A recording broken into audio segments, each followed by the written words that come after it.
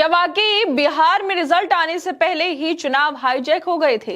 यही सवाल अब बिहार की गिनती के दौर में और ज्यादा तेज होकर उठ रहे हैं। क्या बिहार में भी किसी तरह की हेरफेर हुई है? क्या फर्जी वोट पड़े हैं? क्या वोटर लिस्ट से जो लाखों नाम काटे गए थे वो इसी वजह से काटे गए थे क्योंकि एनडीए के पक्ष में माहौल बनाना था? क्या ज्ञानेश कुमार इसी वजह से विपक्ष के नेताओं की शिकायतों पर संज्ञान नहीं ले रहे थे? क्या उन्हें पहले से पता था चुनाव हाईजैक हो गए हैं और लोगों की वोट किस तरफ जा रही है? क्या इसी वजह से एक बार फिर बिहार में एनडीए की सरकार बनती हुई दिखाई दे रही है, जबकि महागठबंधन कहीं भी निर्णायक मुकाबले में नजर नहीं आ रहा? क्या ऐसा हो सकता है कि चुनाव से पहले ही माहौल इस कदर प्रभावित किया गया कि मीडिया ने भी एनडीए को पहले ही विजेता की तरह पेश करना शुरू कर दिया था? क्या ये सब महज संयोग है या किसी बड़े पैमाने की चुनावी रणनीति, दबाव या तकनीकी गड़बड़ी का हिस्सा? क्या बिहार के मतदाता की असली आवाज गिनती से पहले ही दबा दी गई थी या फिर सिर्फ चुनावी आरोप प्रत्यारोप हैं जो नतीजों के साथ और तीखे हो गए? इन सवालों ने पूरे चुनावी माहौल को उलझन में डाल दिया है और यही वजह है कि बिहार के नतीजों की सच्चाई को लेकर जनता, विपक्ष और चुनावी प्रक्रिया सबके मन में एक बेचैनी और संदेह की लकीर खिंचती हुई दिखाई दे रही है। दरअसल बिहार में 243 विधानसभा सीटों के लिए वोटों की गिनती जारी है और शुरुआती रुझानों से यह भी साफ दिखने लगा है कि राष्ट्रीय जनतांत्रिक गठबंधन यानी एनडीए एक बार फिर सरकार बनाने की स्थिति में पहुंच चुका है। निर्वाचन आयोग के आंकड़ों के अनुसार एनडीए लगातार बढ़त बनाए हुए है, जबकि विपक्षी गठबंधन इंडिया गठबंधन जो है वो 243 में से बहुत कम सीटों पर ही संघर्ष करता हुआ दिखाई दिया है। कांग्रेस भी इस मुकाबले में काफी पीछे चल रही है और उसके खाते में बढ़त वाली सीटें बेहद कम दिखाई दे रही हैं।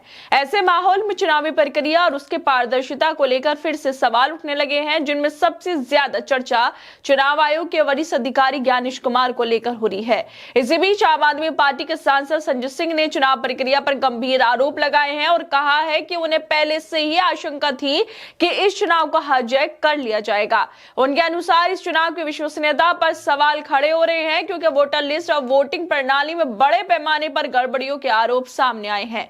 संजय सिंह ने दावा किया है, मैंने पहले ही कहा था चुनाव को हाईजैक कर लिया गया है और इस चुनाव का कोई मतलब नहीं है। ज्ञानेश कुमार ने बिहार में जीत का सर्टिफिकेट मोदी जी को दे दिया है। उस राज्य में नतीजे क्या होंगे जहां 80 लाख वोट डिलीट कर दिए गए, जहां 5 लाख वोट डुप्लीकेट है और जहां 1 लाख वोट अज्ञात है। हमें एनडीए, मोदी जी और ज्ञानेश कुमार को बधाई देनी चाहिए कि उन्होंने ज्ञानेश कुमार के आशीर्वाद से बिहार चुनाव जीता है। संजय सिंह ने साफ कहा है कि ब्यूरोक्रेसी के प्रमुख पद पर बैठे ज्ञानेश कुमार ने बिहार में जीत का सर्टिफिकेट पहले ही प्रधानमंत्री को दे दिया था और पूरे चुनाव माहौल को उनके अनुसार एक तरफा तरीके से मोड़ दिया गया। दिल्ली चुनाव का जिक्र करते हुए भी संजय सिंह ने आरोप लगाया कि केजरीवाल के निर्वाचन क्षेत्र में चुनाव से पहले 40,000 वोट डिलीट कर दिए गए थे।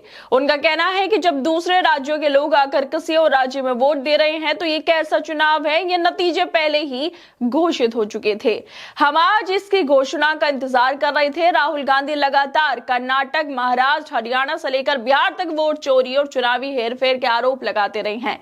तो क्या बिहार में भी वैसा ही कुछ हुआ है जैसा विपक्ष दावा कर रहा है? क्या यहां भी किसी तरह गड़बड़ी करके सत्ता में लौटने की कोशिश एनडीए ने की है? क्या वाकई चुनाव उस स्तर तक प्रभावित हो गए थे कि पूरी प्रक्रिया हाईजैक हो गई थी जैसे संजय सिंह आरोप लगा रहे हैं? क्या सच में वोटर लिस्ट से लेकर गिनती तक कहीं कोई ऐसी खामी रही जिसने नतीजों की दिशा पहले ही तय कर दी थी? और सबसे बड़ा सवाल ये कि क्या चुनाव आयोग के वरिष्ठ अधिकारी ज्ञानेश कुमार को पहले से अंदाजा था कि चुनाव का माहौल किस दिशा में जा रहा है? क्या उन्हें पहले से पता था कि विपक्ष जिस हाईजैक की बात कर रहा है उसमें किसी तरह की सच्चाई है? और अगर उन्हें कोई गड़बड़ी दिख रही थी तो उन्होंने उसे रोकने के लिए क्या कदम उठाए? इतने सवालों के बीच बिहार को चुनाव सिर्फ एक सत्ता परिवर्तन का सवाल नहीं रह गया, बल्कि ये इस बात पर भी बहस खड़ी कर रहा है कि चुनाव पारदर्शिता और प्रशासनिक निष्पक्षता पर भरोसा कितना बचा है और इन आरोपों का सच आखिर किस ओर इशारा करता है। क्या दोस्तों, आप लोग क्या लगता है इस वीडियो को लेकर? हमें अपनी राय जरूर दें और बाकी तमाम खबरों को देखने के लिए जुड़े रहिए हमारे साथ।